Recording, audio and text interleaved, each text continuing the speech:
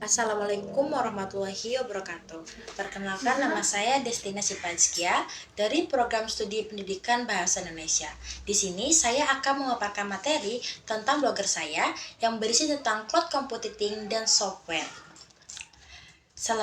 Alasan saya memilih topik ini karena saat ini hampir semua aktivitas baik di dunia pekerjaan, pendidikan menggunakan media digital, terutama tentang cloud computing, yaitu teknologi yang memungkinkan kita untuk menyimpan dan mengakses melalui internet tanpa harus bergantung pada media penyimpanan seperti hard disk dan flash disk. Salah satu contoh penerapan cloud computing yang paling sering kita gunakan yaitu adalah Google Drive.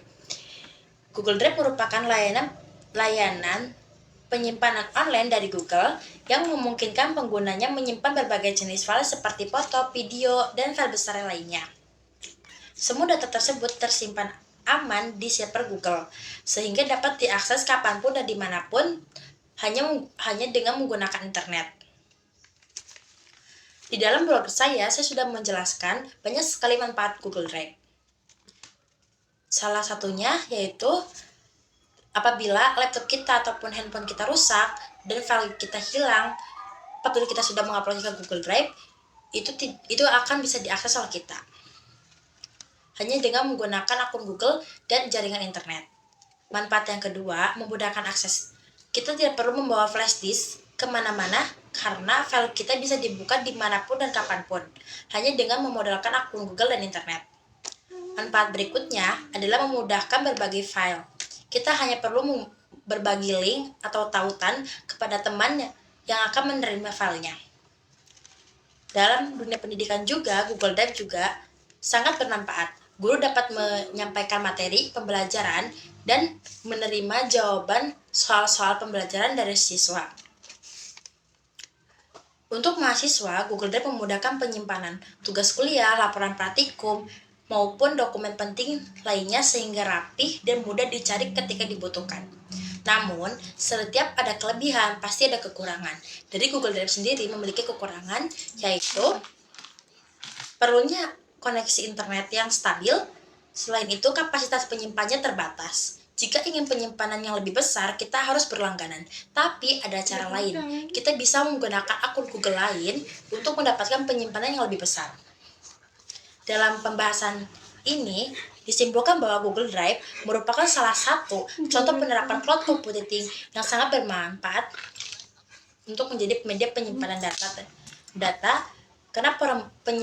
karena prosesnya mudah, aman, efisien, dan mendukung perkembangan pembelajaran berbasis digital. Demikian penjelasan tentang cloud computing dari saya. Saya akan menjelaskan tentang software atau perangkat lunak. Perangkat lunak adalah sekumpulan program atau instruksi yang digunakan untuk menjalankan komputer. Perangkat lunak tidak memiliki bentuk fisik, sehingga tidak dapat disentuh oleh tangan. Tetapi sangat penting, karena tanpa software, komputer tidak dapat berjalan. Fungsi utama perangkat lunak adalah mengatur kerja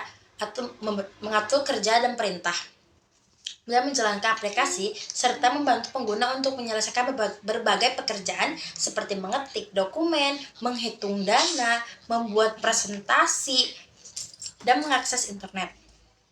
Perangkat lunak dibagi menjadi 3 jenis. Yang pertama adalah sistem operasi. Sistem operasi berfungsi untuk mengatur seluruh aktivitas yang ada di komputer dan menjadi penghubung antara pengguna dan perangkat keras. Contohnya seperti Windows, Linux, Mac OS, dan Android. Jenis yang kedua, perangkat lunak aplikasi. Software ini digunakan untuk membantu pengguna melakukan pekerjaannya. Contohnya seperti Microsoft Word untuk membuat dokumen, dan Microsoft Excel untuk menghitung data-data, dan Microsoft PowerPoint untuk membuat PPT untuk presentasi, dan Google Chrome untuk mengakses internet. Jenis yang ketiga adalah perangkat lunak pemrograman. Software ini digunakan oleh programmer untuk membuat aplikasi atau program komputer. Contohnya Visual Studio Code, NetBeans, dan Div C++. Dalam penjelasan tersebut dapat disimpulkan bahwa perangkat lunak memiliki peran yang sangat penting dalam penggunaan komputer. Tanpa perangkat lunak, komputer tidak dapat berjalan dan tidak dapat menjalankan perintah dari kita. Oleh karena itu, software menjadi bagian yang tidak dapat dipisahkan dari perangkat keras. Demikian penjelasan dari saya. Wassalamualaikum warahmatullahi wabarakatuh.